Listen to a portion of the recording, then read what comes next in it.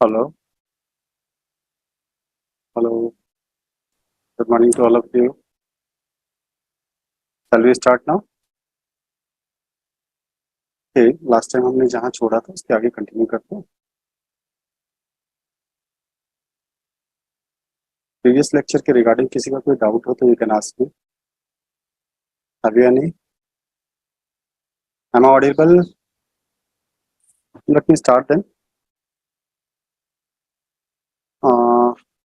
Today we are going to take addition theorem. Addition theorem कब use करते हैं? Have you any idea? Let एक event A है और एक इवेंट B है. अगर A और B इवेंट के अंदर कोई भी जो सैंपल पॉइंट है वो कॉमन नहीं है तो फिर हमें एडिशन थ्योरम की जरूरत नहीं पड़ती. लेकिन जब इनके अंदर कुछ भी कॉमन सैंपल पॉइंट आ जाता है तब हमें एडिशन थ्योरम की जरूरत पड़ती है. ओके, और एडिशन थ्योरम में क्या होता है? ए यूनियन बी, ये वेक्टर थ्योरम का कॉन्सेप्ट है. A union B is equal to A plus B minus A intersection B. That is ये वेक्टर थ्योरम का concept. So the probability of A union B will equal to probability of A plus probability of B minus probability of A intersection B. That is okay. अब ऐसे में जो AND वाला portion है A and B और वाला portion, इन दोनों में से यूनियन मीन्स होता है मिलकर और इंटरसेक्शन मीन्स होता है दैट मीन्स दोनों के अंदर common.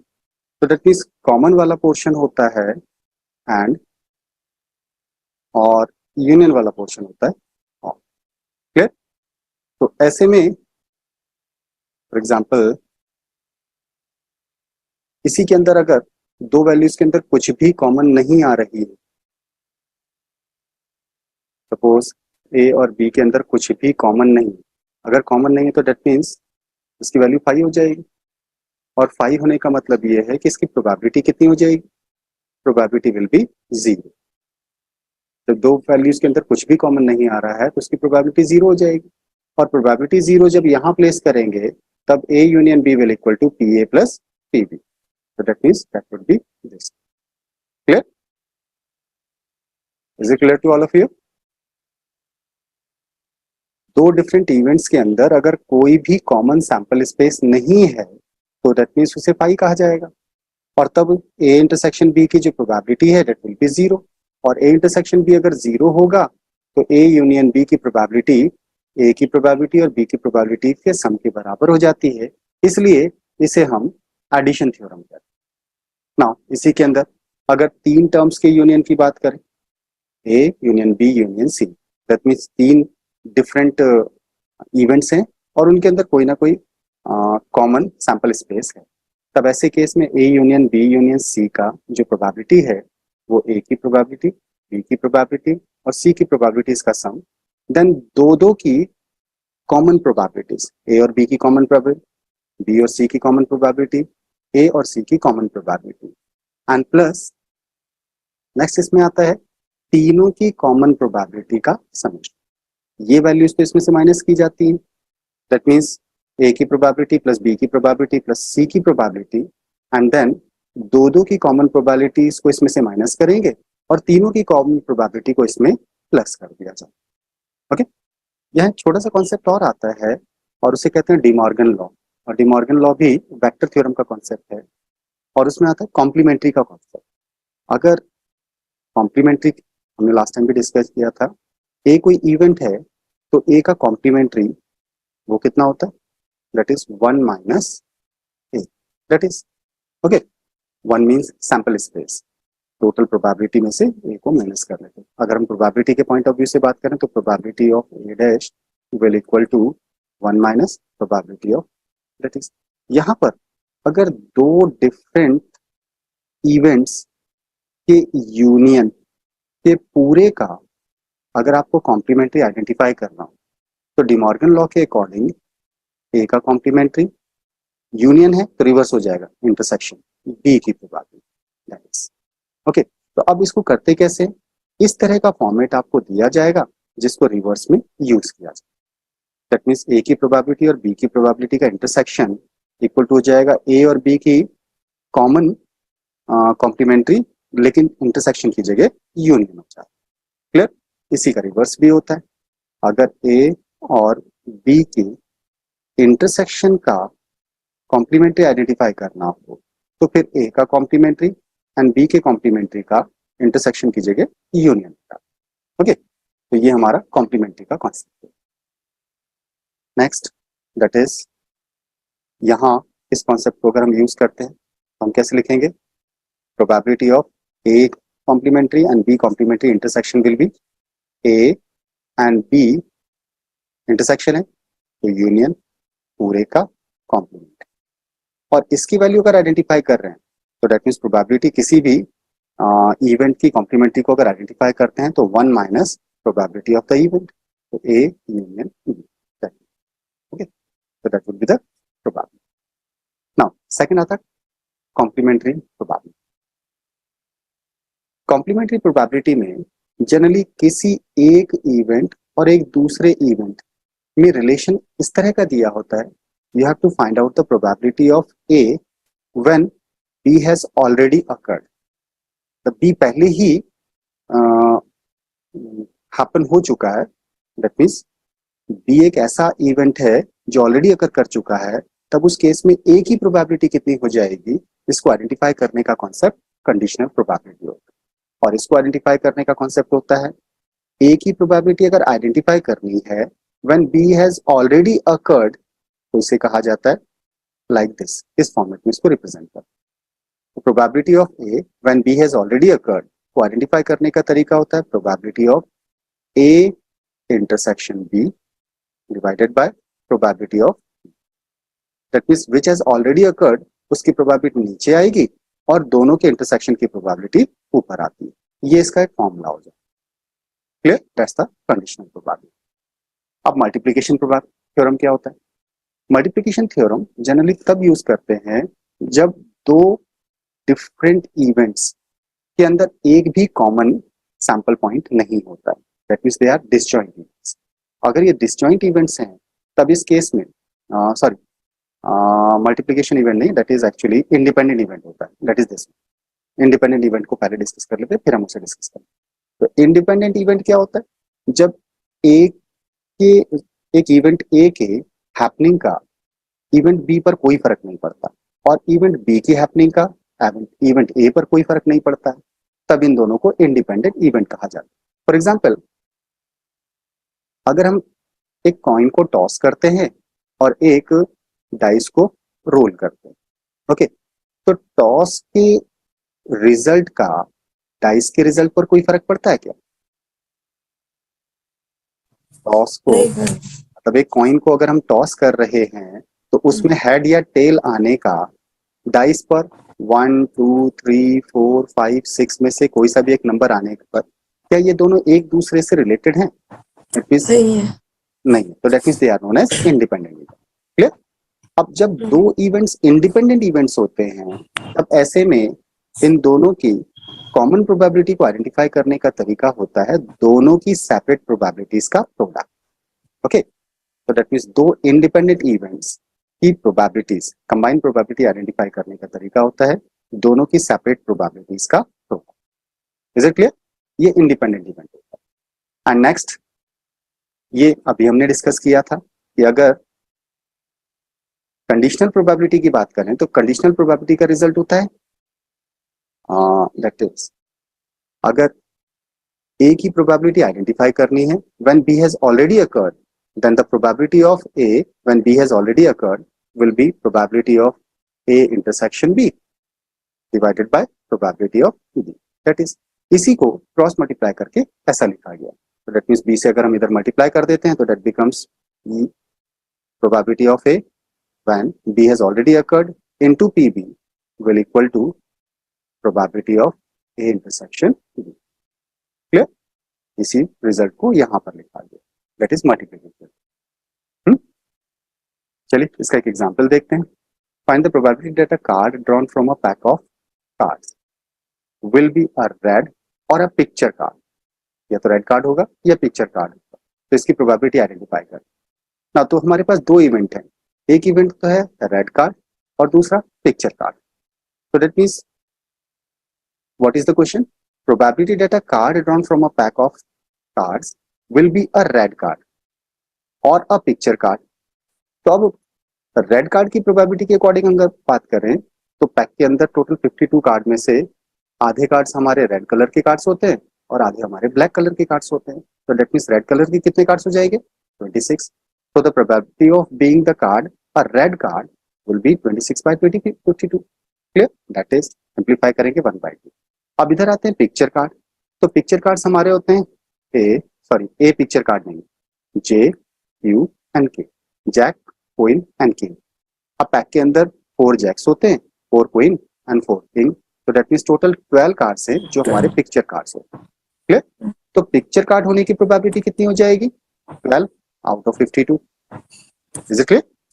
So A intersection B will be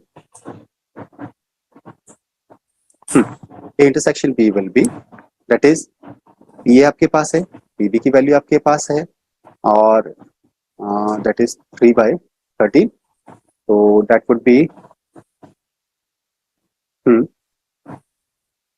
A intersection B will be, हमारी जो थ्योरम है that is this one.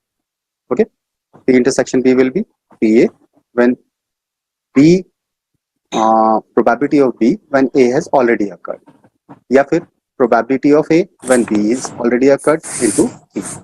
Okay, इस concept के according there are question क्या कहा है? Will be a red card or a picture card. Question में कुछ मिसिंग है डेटा. कंडीशनल प्रोबेबिलिटी का क्वेश्चन नहीं हुआ ना, ये तो सिंपल क्वेश्चन हो गया हमारा.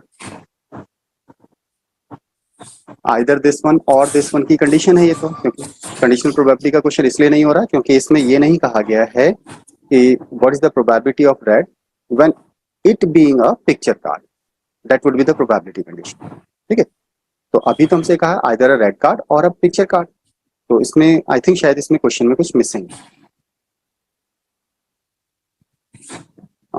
ओके, ये वाला क्वेश्चन लास्ट टाइम हम कर चुके थे एंड दैट वाज आल्सो, ये भी हमारा last time complete. Okay, next एक बहुत इंपॉर्टेंट वाला कॉन्सेप्ट आता है और वो है हमारा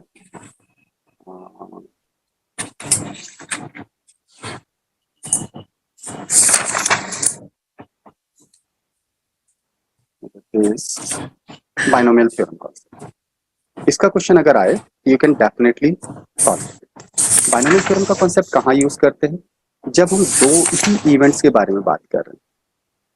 इवेंट एक ही है, उसके दो रिजल्ट्स होंगे. ठीक है, एक ही इवेंट के दो रिजल्ट्स होंगे. फॉर एग्जांपल अगर आप कॉइन को टॉस करते हैं तो टॉसिंग अ कॉइन में दो ही आउटपुट्स आते हैं, आइदर हेड और टेल.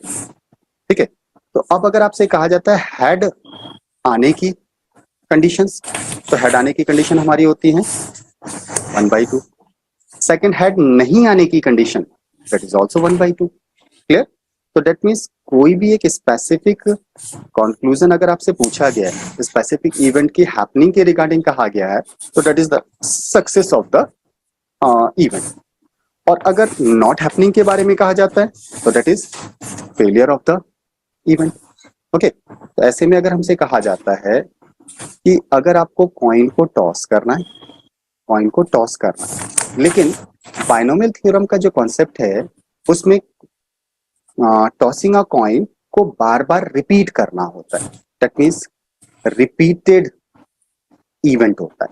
ठीक है, तो जब भी कोई रैंडम एक्सपेरिमेंट को बार बार रिपीट किया गया हो और उसके अंदर केवल दो ही आउटपुट्स होते हों, आइदर सक्सेस और फेलियर, आइदर सक्सेस और फेलियर. अब सक्सेस और फेलियर का मतलब क्या है?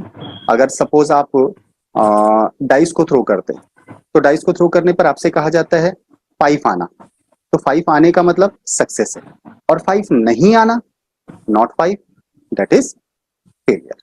Is it clear? ओके, तो दैट मीन्स किसी भी इवेंट के अंदर जब दो ही आउटपुट्स हों, आइदर सक्सेस और फेलियर। तो सक्सेस और फेलियर के जो आउटकम्स आएंगे, उनकी जो प्रोबेबिलिटीज होंगी, उन प्रोबेबिलिटीज का सम हमेशा कितना होना चाहिए? 1 होना चाहिए। फॉर एग्जाम्पल अगर हम बात करते हैं 5 आने की प्रोबेबिलिटी, तो दैट इज 1/6, और 5 नहीं आने की प्रोबेबिलिटी, दैट वुड बी 5/6। इन दोनों का सम कितना होगा? 1 हो जाएगा। That mean success and failure के जो प्रोबेबिलिटीज है उनका सम जब 1 होता है तब हमारा बाइनल थ्योरम का कॉन्सेप्ट एप्लीकेबल होता है। क्लियर है? अब बाइनोमियल थ्योरम का कॉन्सेप्ट है क्या? बाइनोमियल थ्योरम के कॉन्सेप्ट के अकॉर्डिंग सक्सेस को अगर आप सपोज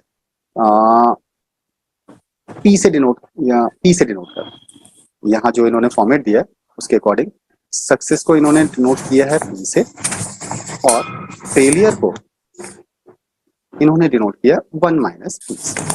क्लियर? तब ऐसे केस में सपोज इवेंट को 10 टाइम्स रिपीट किया गया, इवेंट 10 टाइम्स रिपीटेड,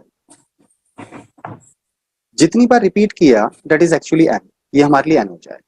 ओके, अब इसमें से सपोज आपसे कहा जाता है एक कॉइन को टॉस करना है, लेट 10 टाइम्स कॉइन को टॉस कर। आपसे कहा जाता है 10 टाइम्स टॉस करने पर 4 हेड होने की प्रोबेबिलिटी बताओ। ओके, क्वेश्चन समझ में आ रहा है? हाँ, किसी कॉइन को अगर 10 टाइम्स टॉस किया जाता है तो दैट मीन्स रिपीट कितनी बार किया गया? 10 टाइम्स, और उसमें 4 हेड होने की प्रोबेबिलिटी का। अब इसमें अगर हम सक्सेस की बात करें तो सक्सेस कितना है? हेड आने की प्रोबेबिलिटी, एक कॉइन को टॉस करने पर हेड आने की प्रोबेबिलिटी 1/2, और फेलियर की प्रोबेबिलिटी कितनी हो जाएगी? हेड आ रहा है तो 1/2, हेड नहीं आएगा तो टेल आएगा, that means that is 1/2। Is it clear?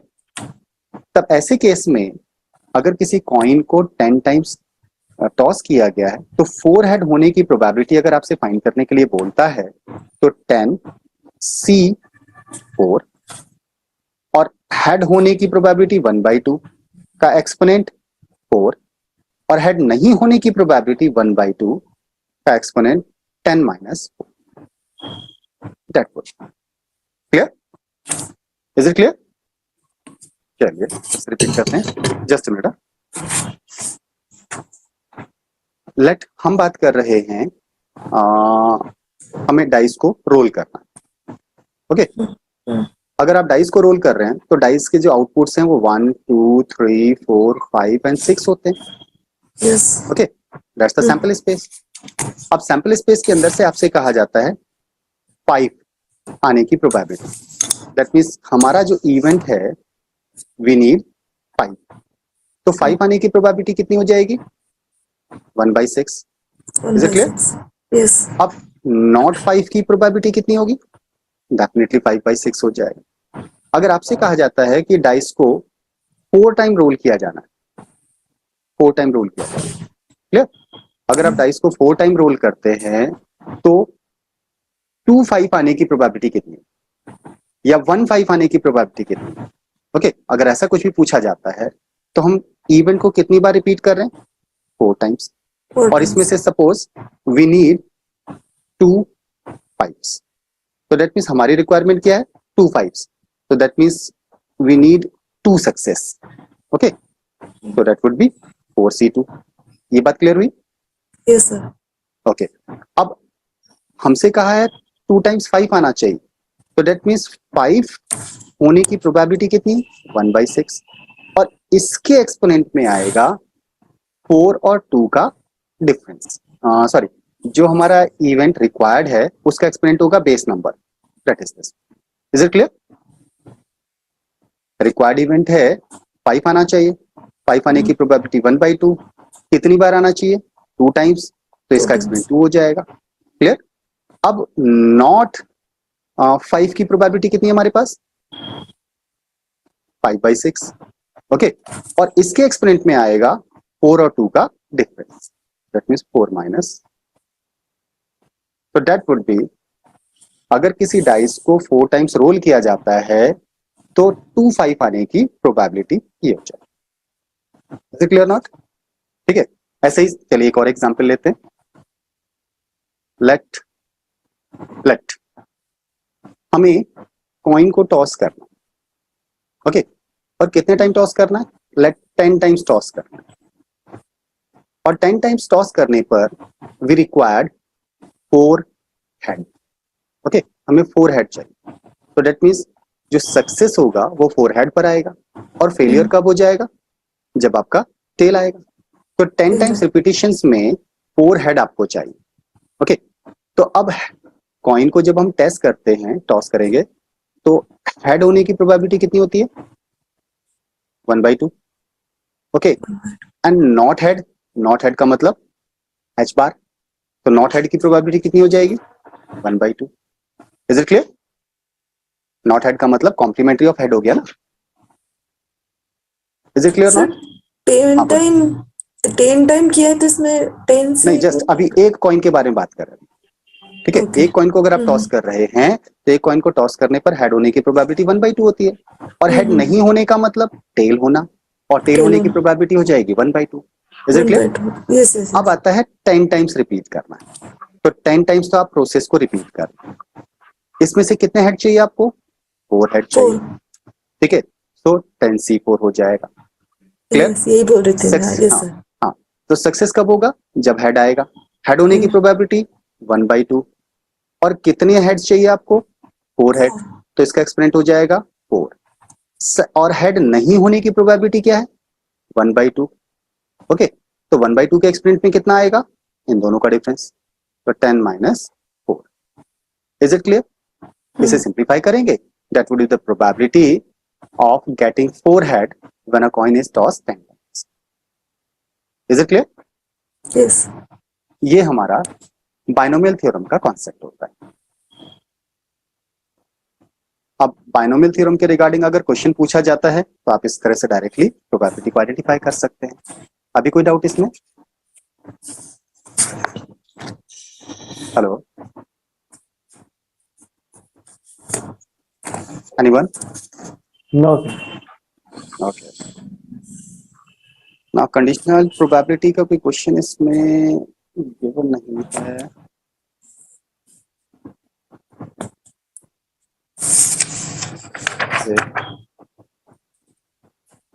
चलिए इसको देखते हैं। A bag contains red and blue marbles. 2 marbles are drawn without random replacement. The probability of selecting a red marble and then a blue marble is 0.2. The probability of selecting a red marble on the first draw is 0.5. चलिए इसको देखते भी चलते हैं, actually given क्या है हमें। हाँ, हमें गिवन था एक इवेंट है जिसमें first marble should be red, okay, and एक और इवेंट दिया है बी, सेकंड मार्बल ब्लू, ठीक है, selecting a red marble and a blue marble, उसके बाद देन ब्लू मार्बल। तो फर्स्ट इवेंट हमारा हो गया रेड मार्बल सिलेक्ट करना, और सेकंड इवेंट हमारा हो जाता है ब्लू मार्बल सिलेक्ट करना। एंड प्रोबेबिलिटी ऑफ ए आपको गिवन है, ए की probability, that is probability of selecting a red marble and then a blue marble is 0.2. अब A marble after blue की probability this one है, the probability of selecting a red marble that is this one. red marble हमारा first event था, तो उसकी probability आपको given है। आपका question है what is the probability of selecting a blue marble on the second draw given that first marble draw was red. Okay, तो अब कंडीशन क्या है, फर्स्ट वाला रेड होना चाहिए, that means A already occur, okay, and B event के बारे में हमें आइडेंटिफाई करना, दैट मींस ये हमें आइडेंटिफाई करना है कितना। क्लियर है? तो बी ओवर ए फाइंड करना है। इसको आइडेंटिफाई करने का तरीका होता है probability of B intersection A over जो नीचे लिखा है इसकी प्रोबेबिलिटी ऑफ ए। ये बात समझ में आई या नहीं, बोलो। क्वेश्चन के अकॉर्डिंग हमसे कहा है what is the probability of selecting a blue, that means blue की प्रोबेबिलिटी हमसे पूछा है, तो बी हमसे पूछा गया, और इसमें कंडीशन क्या दिया गया, first marble drawn was red. इसका मतलब कंडीशन ए जो है वो ऑलरेडी अकर्ड हो चुका है, ऑलरेडी अकर्ड नीचे आता है, और जो आपसे पूछा गया उसको ऊपर रखते हैं, तो that means probability of B when A has already occurred, इसको लिखा जाता है पी बी ओवर ए। और इसकी वैल्यू को आइडेंटिफाई करने का तरीका होता है बी और ए का इंटरसेक्शन की प्रोबेबिलिटी डिवाइडेड बाय ए की probability. Okay, A intersection B की प्रोबेबिलिटी 0.28 गिवन था और ए की प्रोबेबिलिटी 0.5, सिंप्लीफाई करने पर 0.56। Is it clear? तो that was the conditional probability. Conditional probability और बाइनोमियल थ्योरम हमारे दो ही ये स्पेसिफिक कॉन्सेप्ट थे जो प्रीवियस लेक्चर में हमारे छूटे। इन दोनों के साथ हमारा प्रोबेबिलिटी का सेक्शन जो एक्चुअली एग्जाम में अटेम्प्ट करने के लिए हो सकता है वो हमारा ऑलमोस्ट कंप्लीट। क्लियर है? देखिए, कार्ड के केस में कार्ड ड्रॉ जब आप कर रहे हैं तो इस प्रोसेस को मतलब रिपीटिशन नहीं किया जाता है। जनरली एक कार्ड ड्रॉ करने की कंडीशन होती है, दो कार्ड ड्रॉ करने की कंडीशन होती है, तो रिपीटिशन ऑफ द प्रोसेस की कंडीशन नहीं आती। बाइनोमियल थ्योरम का कॉन्सेप्ट तभी यूज किया जाता है जब रिपीटिशन ऑफ द प्रोसेस हो रहा होता है। ओके, तो हाँ, तो मतलब प्रोसेस को बार बार रिपीट किया जाता हो तब हम बाइनोमियल थ्योरम के कॉन्सेप्ट को यूज करते हैं। बाइनोमियल थ्योरम की कंडीशन ये है कि process is repeated n times, experiment को n टाइम्स रिपीट किया जाता है। क्लियर? 10 टाइम्स कार्ड ड्रॉ करने के केस का क्वेश्चन इसलिए भी नहीं बनेगा क्योंकि उसमें सेम जो कार्ड नहीं प्रोबेबिलिटी आएगा। की हाँ उसमें जो क्वेश्चन की कंडीशन बनेगी वो 52 टोटल कार्ड्स होते हैं। ओके, तो 52 कार्ड्स में से सिलेक्शन ऑफ द कार्ड के रिगार्डिंग जब आप सॉल्व करेंगे तो वैल्यू इतनी बड़ी आएगी कि 10 टाइम्स का क्वेश्चन सॉल्व करना पॉसिबल नहीं। इसलिए क्योंकि हर कार्ड्स टाइम में जनरल अलग अलग कार्ड्स आएंगे। हाँ, चलिए आपके कार्ड के अकॉर्डिंग भी एक डाउट को ले लेते हैं। सपोज आपसे कहा गया पैक में से, प्लेइंग कार्ड का जो पैक है, इस पैक में से आपको कार्ड्स ड्रॉ करना। ओके, अब आपसे कहा गया लेट रेड कलर का कार्ड चाहिए। क्लियर? और रेड कलर का कार्ड आने की प्रोबेबिलिटी कितनी होती है? 1/2 बोलिए। 1/2 1/2 डेफिनेटली। और रेड कलर का कार्ड नहीं होने की प्रोबेबिलिटी कितनी होगी? 1/2 दैट इज अगेन 1/2। क्लियर? अब पैक में से कार्ड को सपोज आपके अकॉर्डिंग मान लेते हैं 8 टाइम्स ड्रॉ करना है, तो that means process 8 times repeat हो रही। Yes sir. So n will be 8, n की वैल्यू 8 हो जाएगी। क्लियर? अब आपसे कहा जाता है कि रेड कार्ड आने की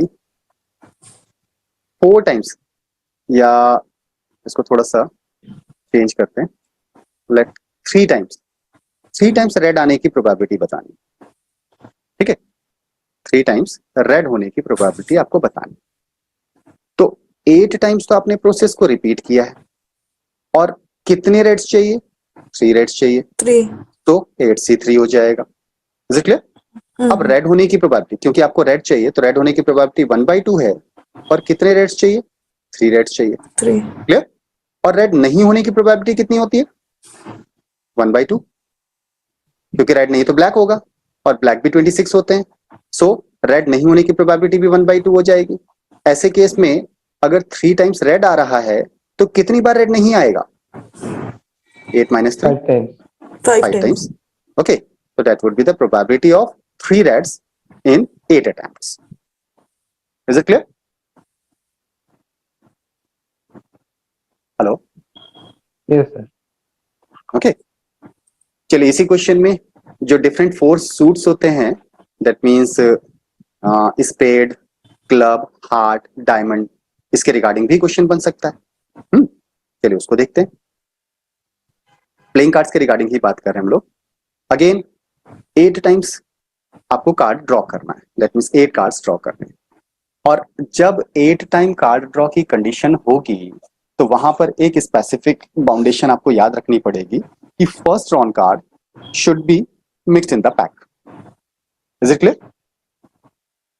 अगर ऐसा नहीं हुआ तो फिर नेक्स्ट अटेम्प्ट के लिए जो प्रोबेबिलिटी है वो चेंज हो जाएगी, जो हमारी बाइनोमियल थ्योरम की कंडीशन को सेटिस्फाई नहीं कर पाएगी। क्लियर है? Is it viewable? Yes. Okay, now अगर हम सपोज हमारी रिक्वायरमेंट है कि डायमंड कार्ड आना चाहिए। कौन सा कार्ड आना चाहिए? डायमंड कार्ड आना चाहिए। अब बताइए डायमंड कार्ड होने की प्रोबेबिलिटी क्या होगी? डायमंड के 13 कार्ड्स होते हैं, 13/52। सिंप्लीफाई करेंगे तो 1/4. तो डेट मीन्स डायमंड कार्ड होने की प्रोबेबिलिटी कितनी है? 1/4. 1/4। 1/4. एंड नॉट डायमंड की प्रोबेबिलिटी कितनी हो जाएगी? 3/4. 3/4 हो जाएगी। क्लियर? आप प्रोसेस को 8 टाइम्स रिपीट कर रहे हैं and you need 3 times diamond card. Clear? तो 3 आपको डायमंड कार्ड्स चाहिए। तो अब आपकी रिक्वायरमेंट 3 डायमंड कार्ड्स है और प्रोसेस को 8 टाइम्स रिपीट किया गया है, सो 8C3 हो जाएगा। Is it clear? Now diamond card आपको चाहिए 3 और डायमंड की प्रोबेबिलिटी क्या है? 1/4। सो 1/4 का एक्सपोनेंट कितना होगा? बोलिए। जितने टाइम्स आपको डायमंड कार्ड चाहिए वो 1/4 का एक्सपोनेंट हो जाएगा। क्लियर? अब डायमंड कार्ड नहीं होने की प्रोबेबिलिटी 3/4 और इसके एक्सपोनेंट में कितना आएगा? 5. 5। And that is the probability अगर प्लेइंग कार्ड के पैक में से 8 टाइम्स कार्ड्स को पिक किया जाता है विद अ रिप्लेसमेंट, जो भी कार्ड आपने ड्रॉ किया उसको पैक में दोबारा मिला देते हैं, तो 3 डायमंड कार्ड्स होने की प्रोबेबिलिटी कितनी होगी उसका ये। लेकिन यहां पर एक बात आपको याद रखनी पड़ेगी कि बायनोमियल थ्योरम का कॉन्सेप्ट जब भी यूज करना है तो डायमंड कार्ड की प्रोबेबिलिटी 1/4 है and not being diamond card की प्रोबेबिलिटी 3/4 है। इन दोनों का सम 1 होना चाहिए। That means success and failure की प्रोबेबिलिटीज का जो सम है वो 1 होना चाहिए, तभी हमारी बायनोमियल थ्योरम का कॉन्सेप्ट एप्लीकेबल होता है। And process should be repeated many times. Is it clear? अभी और कोई डाउट किसी का? चलिए एक जो परम्यूटेशन के क्वेश्चन का कॉन्सेप्ट है उसको और देख लेते हैं, जिसमें लेटर्स को अरेंज करने के रिगार्डिंग क्वेश्चन पूछा जाता है। फॉर एग्जाम्पल रैंडम वाला हमारा क्वेश्चन हो गया था लास्ट टाइम ना। एक वर्ड है स्क्वायर। स्क्वायर वर्ड के रिगार्डिंग हम बात करें, using the letters in the word square 6 letter arrangements, what is the chance that first letter is vowel? Okay, 6 letters को आपको क्या करना है? अरेंज करना है। अरेंजमेंट तो परम्यूटेशन होता है। ओके, तो 6 लेटर्स को 6 प्लेस पर अरेंज करने के कितने तरीके? 6p6 and that is equal two factorial 6 and factorial 6 की वैल्यू होती है 6 into 5 into 4 into 3 into 2 into 1 that is 720। तो हमारा जो सैंपल स्पेस है उसमें टोटल केसेस कितने बने? 720 केसेस होगा। क्लियर? अब क्वेश्चन है first letter is vowel. First letter हमारा वॉवेल होना चाहिए। वॉवेल्स हमारे पास कितने हैं? वॉवेल्स वर्ड के अंदर ए, ई एंड यू 3 वॉवेल्स है। ओके, तो that means first, second, third, fourth, fifth and six places में से फर्स्ट प्लेस पर अगर वॉवेल चाहिए तो यहाँ हमारे जो 3 वॉवेल्स हैं इनमें से किसी भी एक लेटर को प्लेस किया जा सकता है। ठीक है, प्लेस करना मतलब सबसे पहले तो हमें इन 3 में से सिलेक्ट करना होगा, तो दैट इज 3 में से एक लेटर को सिलेक्ट करने के तरीके that is this one, so that is 3C। Clear? अब ये तो हो गया selection of letter at the first place. First place पर टोटल इतने केसेस हो जाएंगे हमारे। अब रिमेनिंग जो 5 प्लेसेस हैं, इन 5 प्लेसेस पर 5 लेटर्स रिमेनिंग को प्लेस करने के तरीके अरेंज करेंगे तो 5p5 हो जाएगा and that is actually factorial 5 और 3c1 की वैल्यू 3 होती है, so that becomes 3 into factorial 5 120 होता है, तो it becomes 360 ways। क्लियर? तो दैट मींस हमारी रिक्वायरमेंट 360 वेज में फुलफिल होती है एंड टोटल पॉसिबल केसेस कितने? 720। So the probability of first letter being vowel कितना हो जाएगा? Favourable conditions upon total possible outcomes, तो 360 upon 720 that is 0.5 sorry. Is it clear? Is it clear? Okay, इसी का सेकंड क्वेश्चन है vowels and consonants are alternate beginning with consonants. Vowels और consonant alternate होने चाहिए और कॉन्सोनेंट से start होना चाहिए। अब 6 प्लेसेस हैं, first, second, third, fourth, fifth and sixth. Okay, इन 6 में कॉन्सोनेंट से स्टार्ट करना, दैट मींस फर्स्ट प्लेस पर कॉन्सोनेंट आएगा, ऑल्टरनेट है, तो that means next consonant and consonant, sorry या लास्ट वाले पर कॉन्सोनेंट नहीं आएगा ना ऑल्टरनेट के केस में। ओके, अगर कॉन्सोनेंट्स आपको ऑल्टरनेट प्लेसेस पर चाहिए स्टार्टिंग विद सी, तो डेट मीन्स फर्स्ट पर कॉन्सोनेंट होगा, थर्ड पर कॉन्सोनेंट होगा और फिफ्थ पर कॉन्सोनेंट, और रिमेनिंग प्लेसेस पर वॉवल्स होने चाहिए, तो वॉवल यहाँ, यहाँ और यहाँ पर होना चाहिए। क्लियर? Is it clear? हमारे वर्ड के अंदर टोटल वॉवल्स कितने? 3 वॉवल्स हैं, E. यू, ए एंड ई। उनके लिए हमारे पास प्लेसेस कितने? 1, 2 एंड 3। दैट मीन्स 3 वॉवल्स को 3 प्लेसेस पर अरेंज करना है, और 3 वॉवल्स को 3 प्लेसेस पर अरेंज करने के कितने तरीके हो जाएंगे? फैक्टोरियल 3। इसी तरह से 3 कॉन्सोनेंट्स को 3 प्लेसेस पर अरेंज करने के कितने तरीके होंगे हमारे? That is again factorial 3। Overall इनकी मल्टीप्लाई के बराबर बेस हो जाएगी। सो वॉवल्स एंड कॉन्सोनेंट के ऑल्टरनेट प्लेसेस पर आने की जो कंडीशन, जो हमारी फेवरेबल कंडीशन है, उसको फिलफिल करने की टोटल कंडीशंस कितनी हो गई? Factorial 3 is 3, sorry 6, and factorial 3 is 6, तो 6 6 36। तो 36 आउटकम्स हैं जो हमारी रिक्वायरमेंट को फुलफिल कर रहे हैं। क्लियर? तो दैट मीन्स ओवरऑल 36 वेज में हमारी कंडीशन फुलफिल होती है। And total possible outcomes 6 letters को अरेंज करने के कितने होते हैं? That is 720। तो the probability will be favorable outcomes upon total possible outcomes, that is this one. Is it clear? Okay, तो ये था हमारा जो परम्यूटेशन के कॉन्सेप्ट को यूज करते हुए प्रोबेबिलिटी के क्वेश्चंस पूछे जाते हैं। क्लियर? तो कहाँ पे परमुटेशन लेना है, कहाँ पे कॉम्बिनेशन लेना है, एक बार बता दीजिए। देखिए, परम्यूटेशन हमेशा जब भी अरेंज करने के लिए बोलेगा तो परम्यूटेशन होता है, लेकिन अगर सिलेक्शन का केस बनता है तो हमारा कॉम्बिनेशन होता है। कॉम्बिनेशन। क्लियर? इसी क्वेश्चन के अंदर अभी सिलेक्शन का केस भी आया था, जैसे हमने पहले वाले जो प्रीवियस क्वेश्चन हमने सॉल्व किया था उसमें देखिए जरा, आपके पास जो टोटल लेटर्स हैं स्क्वायर, SQUARE, स्क्वायर के अंदर जब हम वॉवेल्स की बात कर रहे थे तो वॉवेल हमारे पास कौन कौन से हैं? U, A एंड E, ये 3 वॉवेल्स हैं। हमारे क्वेश्चन के अकॉर्डिंग 1, 2, 3, 4, 5 एंड 6 प्लेसेस में से फर्स्ट प्लेस पर हमें वॉवेल चाहिए। अगर यहाँ वॉवेल प्लेस करना है तो इन 3 वॉवेल में से किसी एक वॉवेल को प्लेस किया जाएगा, तो दैट मींस इन 3 में से एक को सिलेक्ट करना होगा। क्लियर? yes. तो यहाँ पर सिलेक्शन का कॉन्सेप्ट आया, और सिलेक्शन तो कॉम्बिनेशन होता है, इसलिए 3 वॉवेल्स में से एक वॉवेल को सिलेक्ट करने का तरीका ये हो।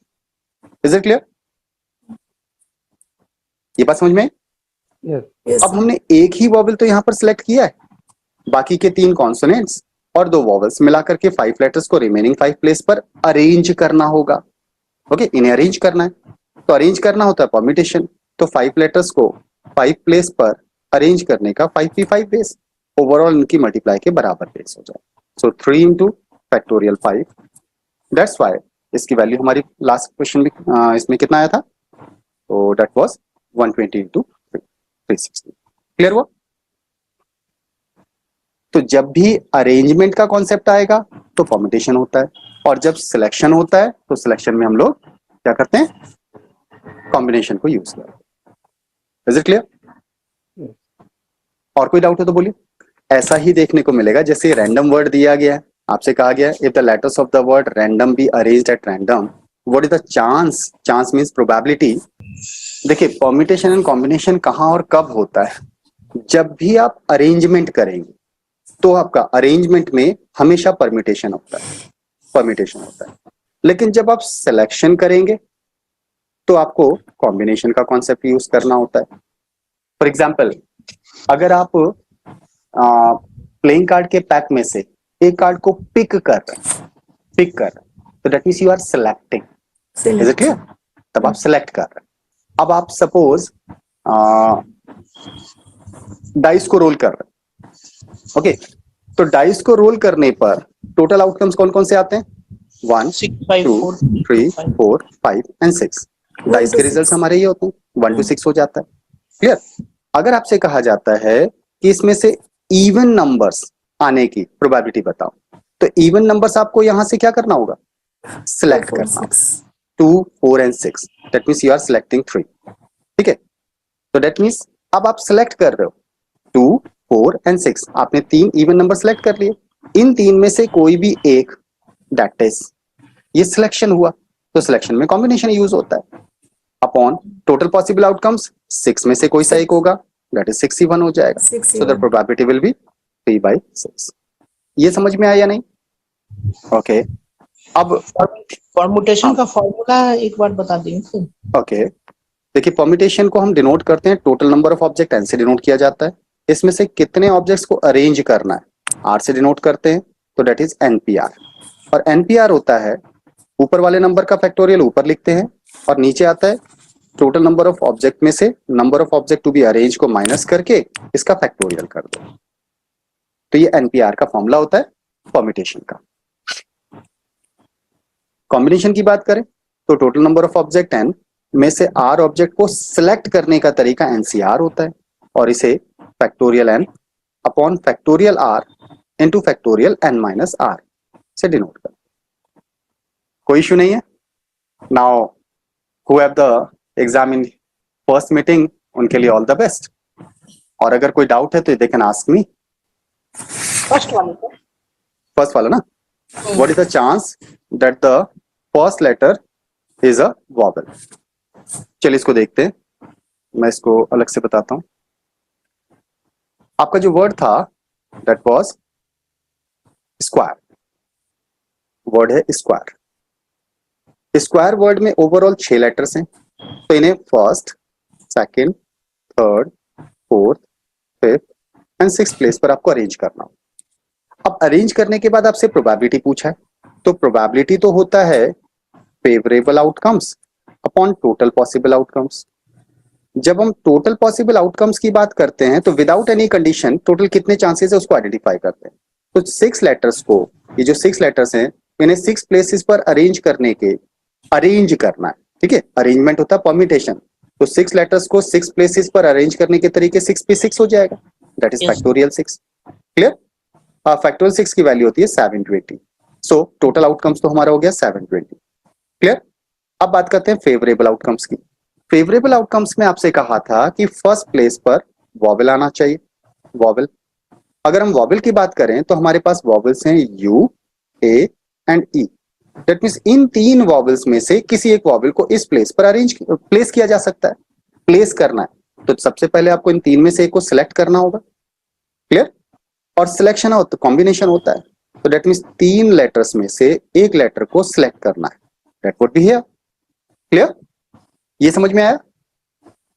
अब रिमेनिंग लेट, आपने इसमें से यू सिलेक्ट कर लिया, लेट, ओके। तो अब आपके पास लेटर्स कौन कौन से बच गए? यू सिलेक्ट हो गया तो remaining 5 letter S, Q, A, R, E, ये 5 लेटर्स बचे। उन 5 लेटर्स को रिमेनिंग 5 प्लेसेस पर अरेंज करना होगा, क्योंकि कोई भी कहीं भी शफल हो सकता है। तो ऐसे केस में 5 लेटर्स को 5 प्लेसेस पर अरेंज करने का तरीका 5p5 होता है। ओवरऑल इनकी मल्टीप्लाई के बराबर total possible, sorry favourable outcomes हो जाए। क्लियर? आप एक काम कर सकते हैं, क्योंकि एक प्लेस पर इसको सिलेक्ट करने के बाद यहां पर अरेंज भी करना है। एक ही प्लेस पर अरेंजमेंट और उसी प्लेस पर सिलेक्शन एक ही बात होती है। रीजन ये है कि 3p1 की वैल्यू निकालोगे तो भी 3 आएगा और 3c1 की वैल्यू निकालोगे तो भी 3 आता है। क्लियर?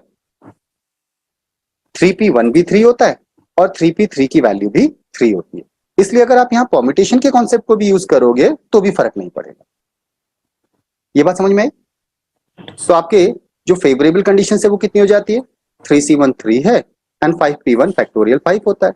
फैक्टोरियल 5 की वैल्यू 120 और 3 से इसका मल्टीप्लाई करेंगे तो दैट बिकम्स 360।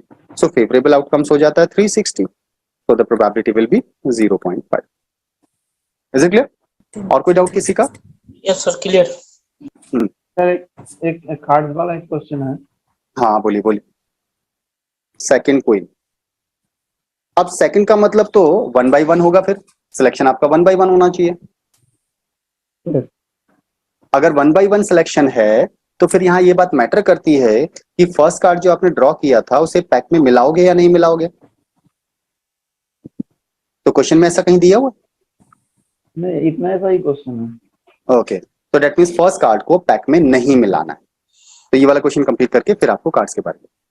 नाउ अगर हम देखें सेकंड क्वीन चाहिए तो that means first attempt and second attempt की बात हो रही है। इसमें दो पॉसिबल कंडीशंस बनती हैं कि फर्स्ट में क्वीन आ रही है या फर्स्ट में क्वीन नहीं आ रही। क्योंकि अगर फर्स्ट अटेम्प्ट में क्वीन आ गई है तो सेकंड अटेम्प्ट के लिए क्वींस पैक के अंदर कम हो जाएंगी, लेकिन अगर एक के फर्स्ट नीचे। अटेम्प्ट में क्वीन नहीं आ रही है तो सेकंड अटेम्प्ट में क्वींस आपकी 4 अवेलेबल रहेंगी। Is it clear? Yes. Okay. अगर फर्स्ट अटेम्प्ट में क्वीन आती है तो दैट मींस कितनी क्वींस है आपके पास? 4।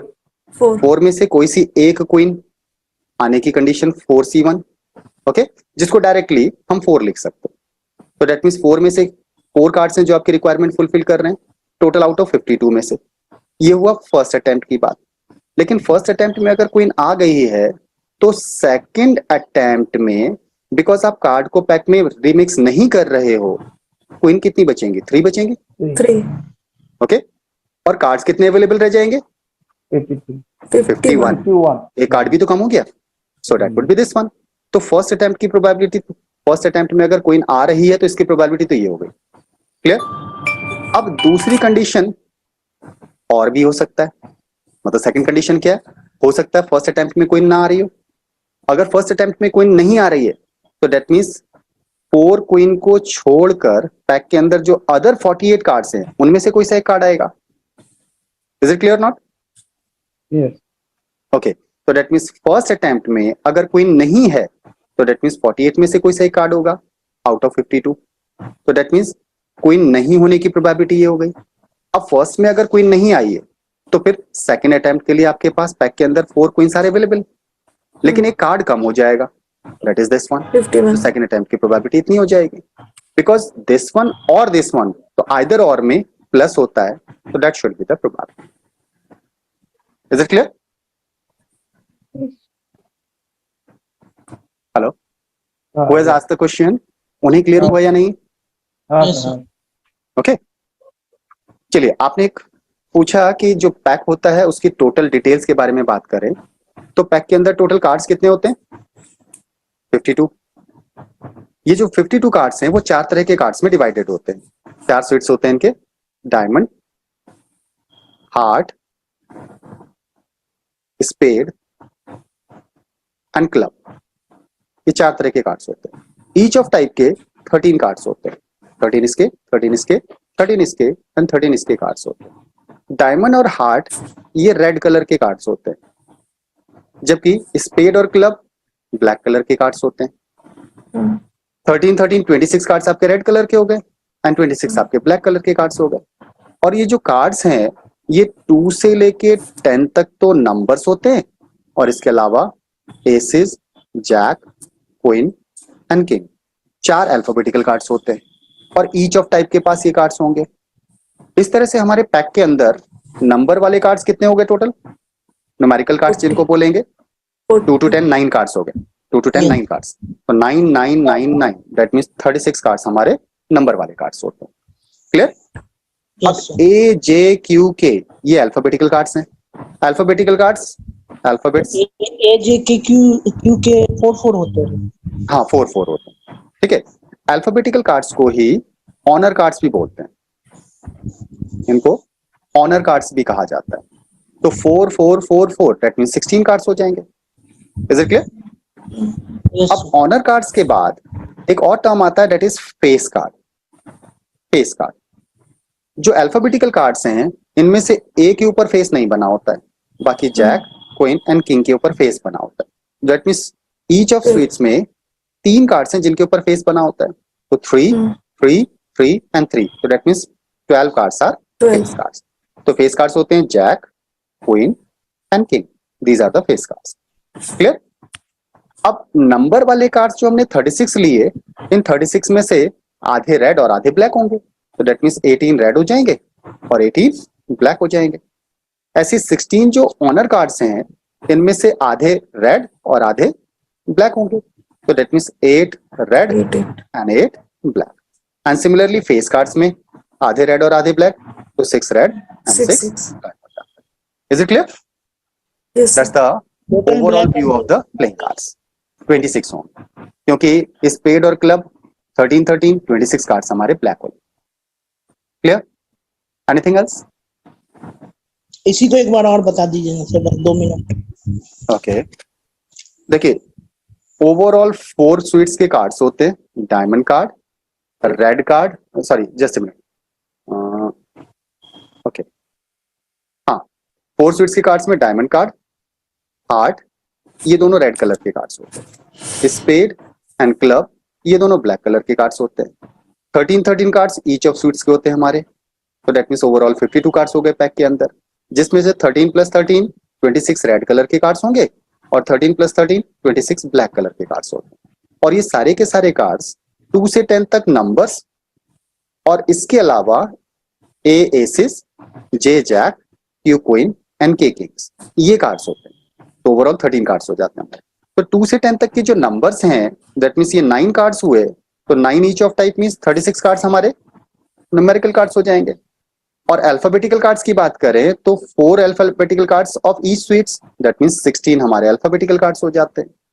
अब ये जो अल्फाबेटिकल कार्ड्स हैं इनमें से ए के ऊपर फेस नहीं बना होता है, ए के ऊपर फेस नहीं होता है, बाकी जैक, क्वीन एंड किंग के ऊपर फेस बना होता है, इसलिए इन्हें फेस कार्ड बोलते हैं, दे आर फेस कार्ड्स।